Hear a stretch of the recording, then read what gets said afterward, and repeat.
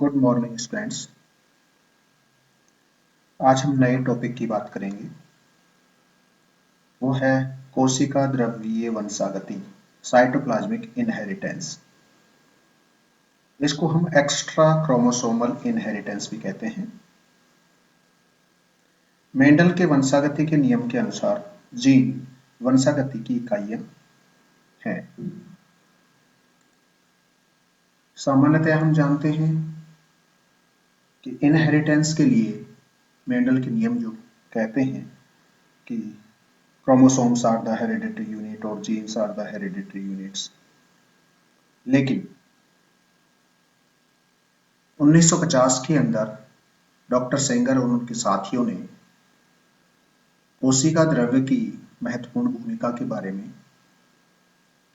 बताया कि विशेष परिस्थितियों में कोशिका द्रव्य आनुवंशिक पदार्थ की तरह से काम करता है, अर्थात आनुवंशिक सूचनाएं एक जनरेशन से दूसरी जनरेशन में ट्रांसफर करने का काम करता है। कोशिका द्रव्य में कुछ विशेष लक्षण गुणसूत्रीय जीवों के प्रभाव क्षेत्र से मुक्त रहते हुए पीढ़ी दर पीढ़ी वंशागत होते हैं और इन जीवों में कोशिका द्रव्य में डीएनए के बने हुए कुछ प्रजननी कण होते हैं जिन्हें माइटोकॉन्ड्रिया, प्लास्टिड्स या प्लाज्मिड्स आदि कहते हैं और ये कुछ लक्षणों का नियंत्रण करते हैं। कोशिका द्रव्य में स्थित समस्त स्वद्विगुणन करने वाले इन आनुवंशिक पदार्थ को प्लाज्मोजन कहते हैं, प्लाज्मोन्स कहते हैं तथा वंशागति की इन कोशिका द्रव्य इकाइयों को प्लाज्मा जीन्स कहते हैं। कोशिका द्रव्य वंशागति माता के प्रभाव को प्रदर्शित करती है। इसका कारण बहुत स्पष्ट है कि जंतुओं के शुक्राणुओं में कोशिका द्रव्य नाम मात्र का ही होता है। अतः युग्मनज को, जाइगोट को अधिकांश कोशिका द्रव्य अंडाणु से प्राप्त होता है। अतः कोशिका द्रव्य में आनुवंशिक इकाइयां होने पर वे अंडे के माध्यम से ही संतति में संचरित होती हैं। अतः संतति में माता का प्रभाव स्पष्ट दृष्टिगत होता है। ये बात हम यहां पर देखते हैं। कुछ परिस्थितियों में हम देखते हैं कि ये साइटोप्लाज्मिक कैरेक्टर्स होते हैं, वो फिनोटाइपिक ट्रेट्स जो दृष्टिगत करते हैं, वो F1PD, F2PD और F3PD में जाकर उनका ओरिजिनल जेनेटिक कॉम्बिनेशन जो है वो नहीं दिखता है, F3PD में जाके दिखता है। और F1PD में जो दृष्टिगत हो रहा है वो भी, और F2PD में जो दृष्टिगत हो रहा है वो भी मैटरनल पेरेंट्स के इफेक्ट के कारण से दृष्टिगत होता है। इस प्रकार की कुछ बातें यहाँ साइटोप्लाज्मिक इनहेरिटेंस में देखने को मिलती हैं। साइटोप्लाज्मिक इनहेरिटेंस के लिए कुछ एग्जांपल्स यहाँ पर हम शेयर करेंगे और उनमें से कुछ जंतुओं के हैं, कुछ पादप के हैं। तो ज्यादा नहीं लेंगे हम, कुछ ही दो जंतुओं के। एक तो हम घोंघे के अंदर, स्नेल के अंदर जो है सेल की क्वाइलिंग की बात करेंगे, एक कप्पा पार्टिकल की बात करेंगे पैरामीशियम में, मिराबिलिस जैलापा के अंदर लीव्स की कलर की बात करेंगे, क्लोरोप्लास्ट की कलर की बात करेंगे। यहां पर हम सबसे पहले जो बात कर रहे हैं लिम्निया स्नेल के अंदर या घोंघे के अंदर, उसकी सेल क्वाइलिंग की बात कर रहे हैं, उस पर माता का प्रभाव या मैटरनल इंपैक्ट की बात करते हैं। कोशिका द्रव्य के माध्यम से मातृ जीवों के प्रभाव को वाटर स्नेल लिम्निया के खोल में कुंडलीकरण द्वारा देखा जा सकता है। स्नेल्स में दो प्रकार का कुंडलीकरण मिलता है या क्वाइलिंग मिलती है। एक को कहते हैं दक्षिणावर्त, डेक्स्ट्रल, और दूसरे को कहते हैं वामावर्त और जिसे हम सिनिस्ट्रल कहते हैं। यहां पर यह बात बताई गई है कि coiling of the cell is clockwise, means the dextral. This one is the dominant, represented by capital D. However, in snails, the coiling of the cell may be anti-clockwise, means sinistral. This is recessive, represented by small D. ये इसमें coiling की बात है। Sinistral cleavage means left side में और dextral means right side में coiling होती है सेल की, वो यहाँ देखने को मिलती है। Gene for the sinistrality is being recessive. हमने पहले भी बोला सिनिस्ट्रल के लिए स्मॉल डी और डेक्स्ट्रल के लिए capital D. Although capital D is the dominant gene और small D is the recessive gene, ऐसा होने के बावजूद भी मेंडल के नियम के अनुसार डोमिनेंट कैरेक्टर होने के कारण से ये जहां भी होगा वो दिखना चाहिए, लेकिन नहीं दिखेगा। इसके विपरीत यहाँ इम्पैक्ट आता है और उसका कारण साइटोप्लाज्म होगा। यही बात हम यहाँ पे बताएंगे। हम यहाँ देखते हैं कि यहाँ दो तरह से क्रॉसिंग हुई है। ये एक को शो करता है, ये दूसरी तरफ की बात करता है।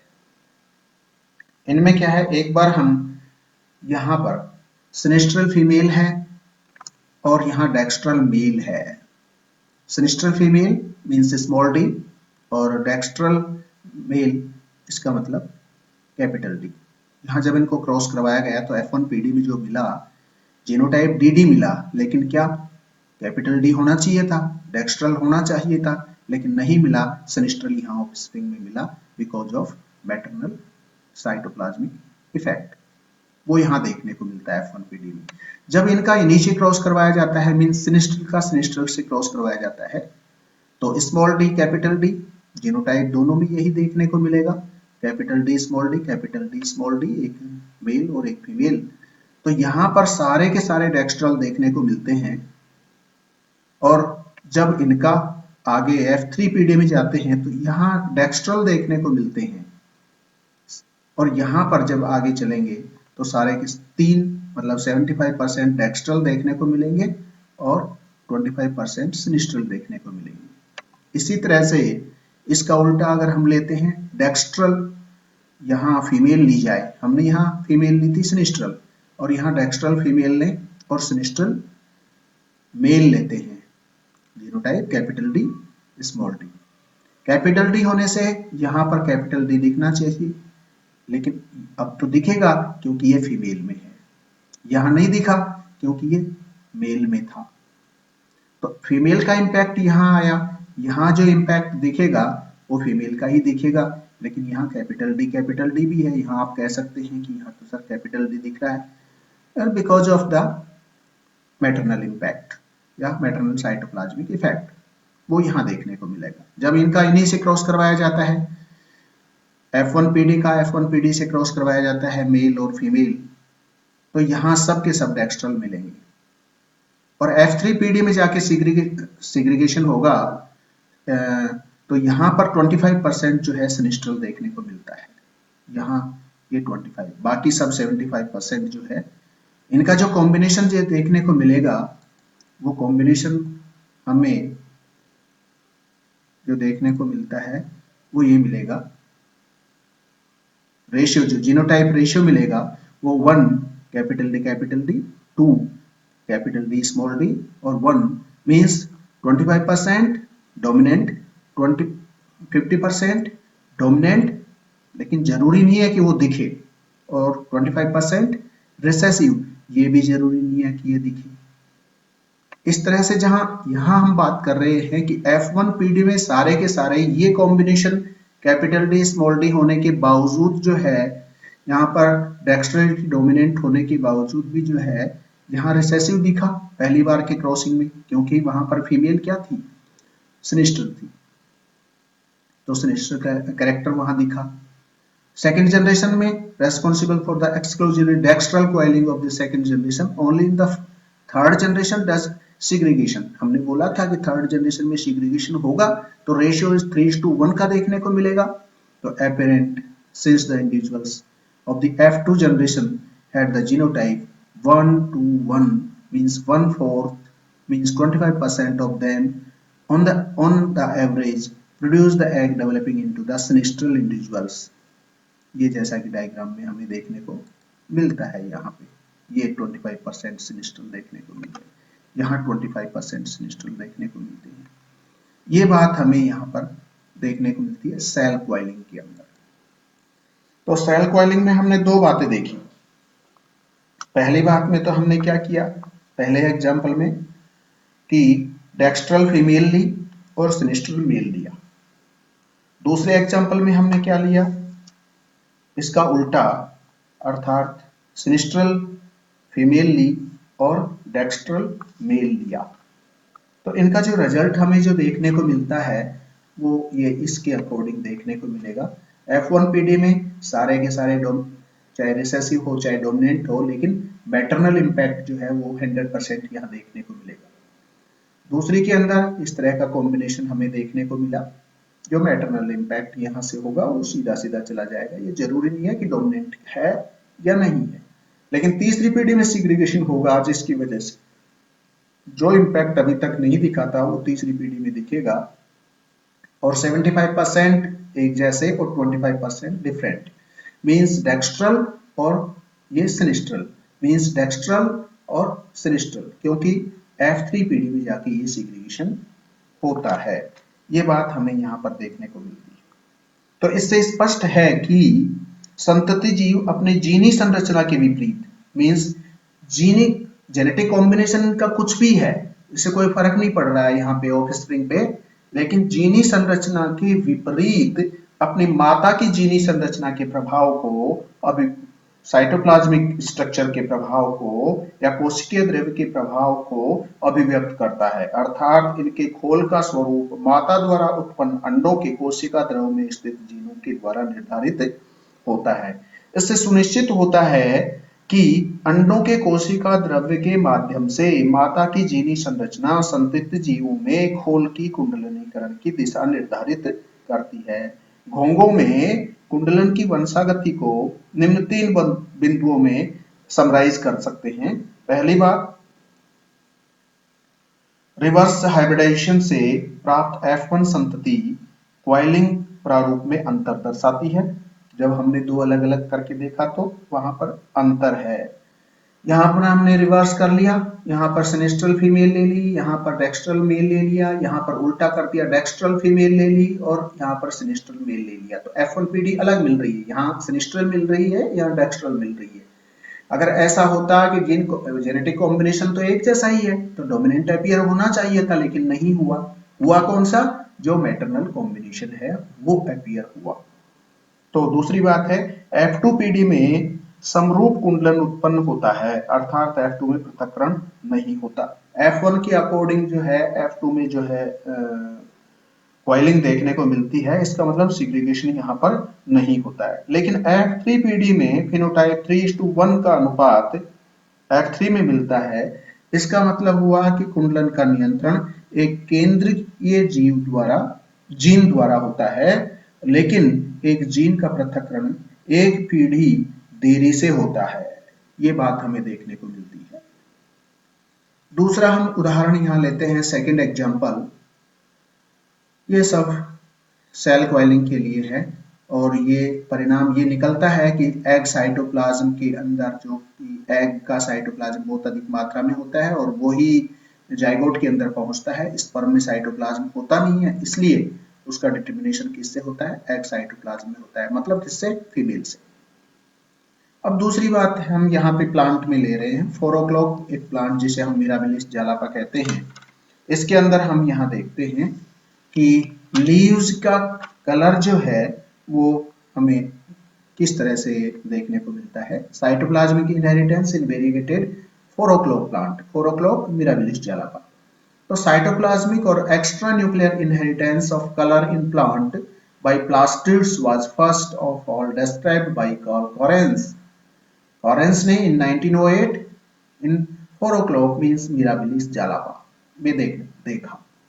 Mirabilis jalapa contains 3 type of leaves, means 3 type, 3 तरह की पत्तियां मिलती है यहाँ पे। एक में क्या है, फुल ग्रीन, पूरी हरी है क्योंकि उनमें क्लोरोप्लास्ट है। दूसरी है व्हाइट पेल लीव्स, क्योंकि इनके अंदर क्लोरोप्लास्ट नहीं है। तीसरी है variegated branches having leucoplast in white pale area और क्लोरोप्लास्ट इन ग्रीन पैचेज। मतलब 3 तरह के यहाँ पर पैच देखने को मिलेंगे। ग्रीन पैच भी देखने को मिलता है, व्हाइट पेल भी देखने को मिलता है, वेरिएगेटेड कलर हो गया यहाँ पे। कॉरेंस यहाँ रिपोर्ट करते हैं कि फ्लावर्स जो ग्रीन ब्रांचेस पर हैं वो हमेशा ग्रीन ऑफस्प्रिंग ही उत्पन्न करते हैं। जो फ्लावर ग्रीन ब्रांचेस के ऊपर लग रहे हैं उनसे जो ऑफस्प्रिंग बनेगी हमेशा ग्रीन ही बनेगी। पहली बात कॉरेंस कहते हैं यहाँ पे। दूसरी बात यहाँ कहा जाता है कि जो फ्लावर्स व्हाइट और पेल ब्रांचेस के ऊपर हैं उनसे व्हाइट और पेल सीडलिंग्स जिसे हम कहते हैं की संतति ही उत्पन्न होती है। तो plants developing from the white और पेल सीडलिंग्स डाई। क्यों मर जाते हैं? Because of lake of chlorophyll. They can not survive, they can not photosynthesis. तो उनमें फोटोसिंथेसिस नहीं होगा, इसलिए दे विल बी डाई। यहाँ तीसरी बात हमें देखने को मिलती है कि flowers of the variegated plant branches yield, ये क्या पैदा करेंगी? Mix progeny. कौन कौन सी मिक्स? ग्रीन पैदा करेंगी, व्हाइट पेल पैदा करेंगी और वेरिएगेटेड प्लांट्स। मतलब जो वेरिएगेटेड ब्रांचेज हैं उनसे 3 तरह की प्रोगेनी उत्पन्न होंगी, एक तो ग्रीन, एक व्हाइट पेल और एक वेरिएगेटेड चितकबरी। तो इस तरह से हम देख रहे हैं कि ग्रीन से ग्रीन बन रही है, व्हाइट पेल से व्हाइट पेल बन रहे हैं जो कि थोड़े समय तक जीवित रहते हैं, बाद में मर जाते हैं due to lack of chloroplast. और आप कहेंगे कि ये वेरिएगेटेड वाली जिंदा कैसे रह गई? वेरिएगेटेड वाली इसलिए जिंदा रह गई कि उन ब्रांचेज में भले ही क्लोरोप्लास्ट नहीं है लेकिन ग्रीन वाले पार्ट से क्लोरोप्लास्ट फोटोसिंथेसिस जो करता है वहां से भोजन ले लेती है, उसकी वजह से वो जिंदी रह जाती है। तो the process of the sorting might be described the mitotic segregation of this is a pure extranuclear phenomena। extranuclear phenomena, यहाँ पर जीन का कोई लेना देना नहीं रहा क्योंकि इनका कंट्रोल कहां से हो रहा है? extranuclear phenomena। In the mitotic segregation, since the both segregation and recombination of the organelles genotype takes place, so it is called cytoplasmic segregation and recombination। यहाँ पर इसमें इस डायग्राम में दिखाया हुआ है कि कितने परसेंट, यहाँ पर ये व्हाइट पैचेज जो हैं, यहाँ ये व्हाइट जितने भी ब्रांचेज पैच देखने को मिल रहे हैं इसमें, ये सब व्हाइट से पेल व्हाइट से व्हाइट बन रहे हैं। दूसरा ग्रीन, यहाँ पर जो ग्रीन वाला जो पार्ट मिल रहा है, ये स्ट्रिप्टेड पार्ट, ये सब जो है ग्रीन लीव्स बन रही है। और वेरिएगेटेड कलर वाली ये वाली, तो ये डॉट डॉट वाला जितना भी है पार्ट वो वेरिएगेटेड कलर वाला मिल रहा है। हमारी बात ये है यहाँ पर कि ग्रीन से ग्रीन बन रहे हैं, ग्रीन ब्रांचेस से वाले फ्लावर्स से ग्रीन ब्रांच ऑफस्प्रिंग बनती है, संतति बनती है। वेरिएगेटेड से जो है 3 तरह की संततियां बनती हैं और पेल वाले से जो कि जीवित ही नहीं रह पाते, पेल ही बनते हैं लेकिन वो थोड़े समय बाद मर जाते हैं, इसलिए ये बात देखने को मिलती है। अगली बात हम बात कर रहे हैं kappa particles in paramecium, inheritance of kappa particles. यहाँ टीएम सोनबर्ग ने ये रिपोर्ट किया कि कप्पा पैरामीशियम जो है उसके अंदर एक स्पेसिफिक टाइप के पार्टिकल्स और स्ट्रेन देखने को मिलता है जिसे हम किलर स्ट्रेन कहते हैं। और किलर स्ट्रेन होने की वजह से ये दूसरे पैरामीशियम जो कि जिनमें किलर स्ट्रेन नहीं होता है वो इसके प्रति सेंसिटिव होते हैं, उसको ये सर्वाइव नहीं होने देते, मींस लीथल होते हैं उनकी। ऐसा क्यों है?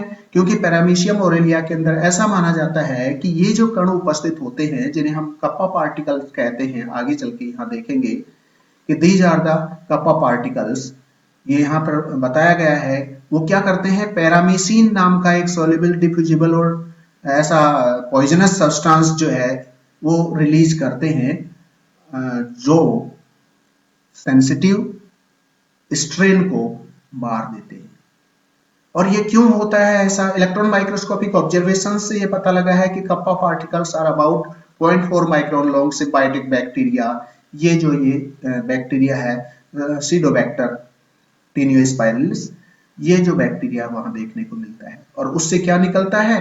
ये पैरामीसिन नाम का एक सब्सटेंस निकलता है जो पॉइजनस होता है। सामान्यतः पैरामीशियम के अंदर hundreds of kappa particles, about 400 particles are present. These kappa particles are killer strains in paramecium. They depend on their maintenance and the replication of the chromosomal dominant gene K. यहाँ पर K, capital K के द्वारा ये chromosomal कपा particles जो है उसके द्वारा represent हो रहे हैं। और जो सेंसिटिव स्ट्रेन है उसके अंदर स्मॉल के, जो कि हार्बर है, मतलब सक्षम नहीं है उनको रखने के लिए, कपा पार्टिकल्स को रखने के लिए सक्षम नहीं है।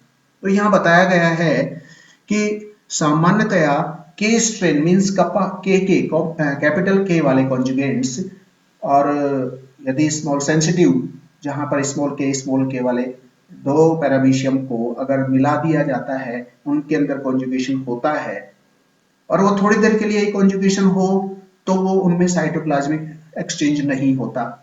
एक बात है यहाँ पे कि थोड़े समय के लिए मिलते हैं तो केवल जेनेटिक मटेरियल का एक्सचेंज होता है, साइटोप्लाज्म का एक्सचेंज नहीं होता, जिसके कारण कपा पार्टिकल्स जो है ट्रांसफर नहीं होते हैं। और कपा पार्टिकल ट्रांसफर नहीं होंगे तो वो एक्स कॉन्जुगेट जब वो अलग हटेंगे तो किलर स्ट्रेन किलर रह जाएगा, सेंसिटिव स्ट्रेन सेंसिटिव रह जाएगा।